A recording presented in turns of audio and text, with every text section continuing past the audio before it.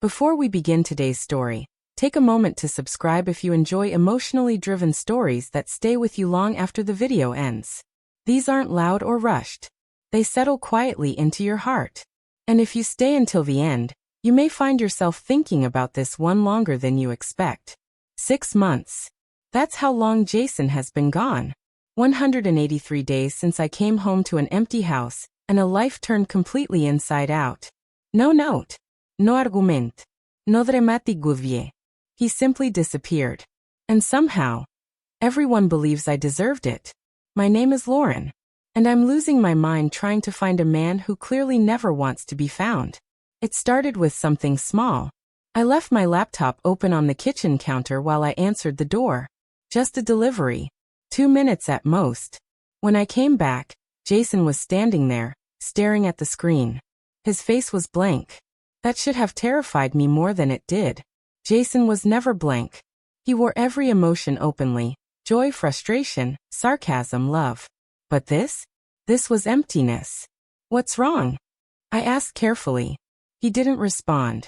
He closed the laptop. Gently. Quietly. Then he walked upstairs. At first, I thought he just needed a minute. But then I heard the closet door slide open. Drawers pulling out. The dull thud of a suitcase landing on the bed. By the time I reached the bedroom, he was folding clothes. Neatly. Methodically. Jason, what are you doing? No answer. He packed only what mattered. Work clothes. Toiletries. His grandfather's watch. Nothing we bought together. Nothing sentimental. Nothing that belonged to us. Please talk to me, I whispered. What did you see? He paused. For just a second, he looked at me, and I didn't recognize the man staring back. Everything, he said. That one word felt heavier than shouting ever could. My stomach dropped. The emails. Months of messages between me and Alex, my coworker. Conversations that should have never existed. Words that crossed lines I pretended didn't matter.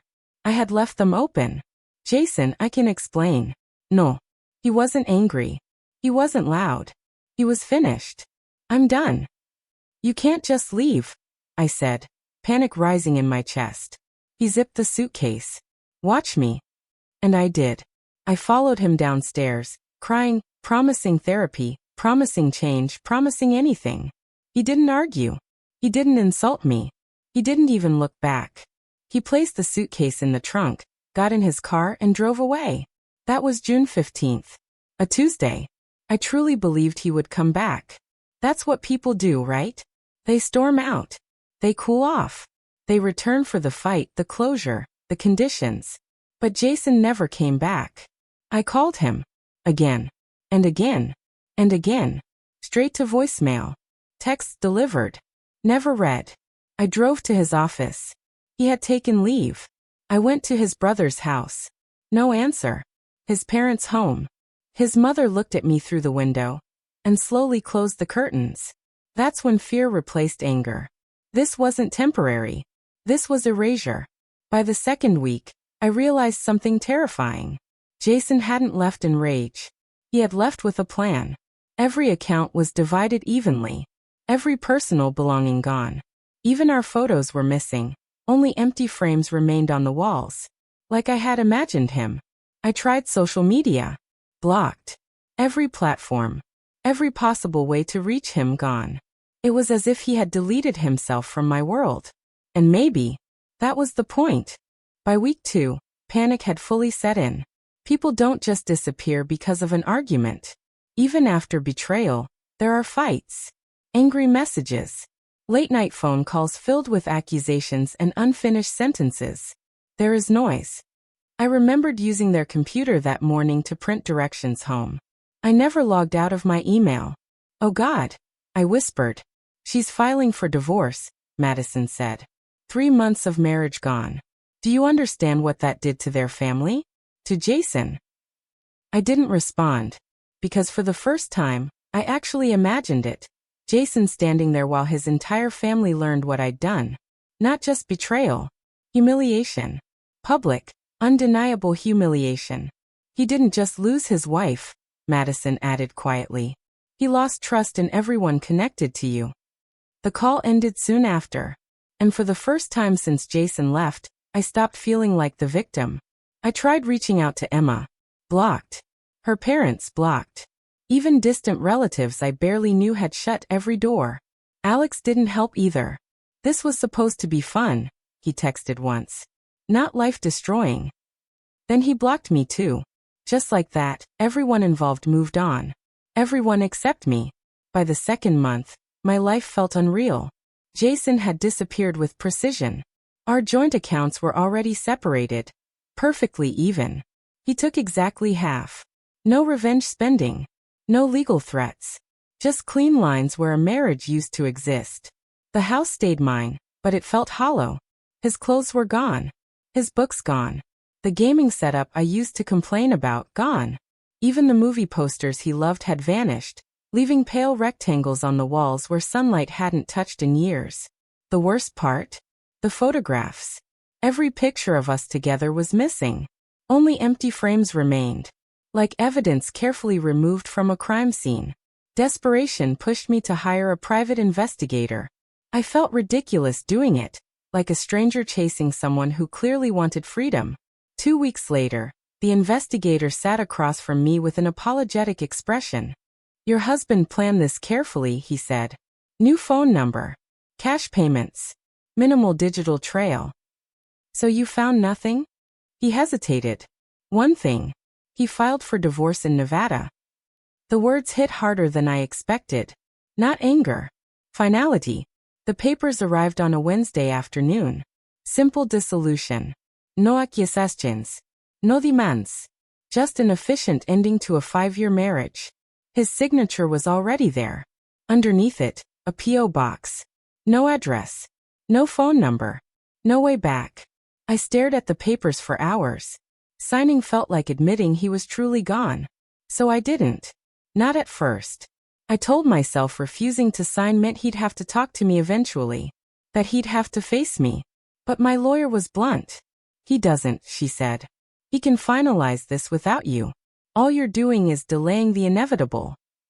I left her office feeling smaller than ever. Because for the first time, I understood something terrifying.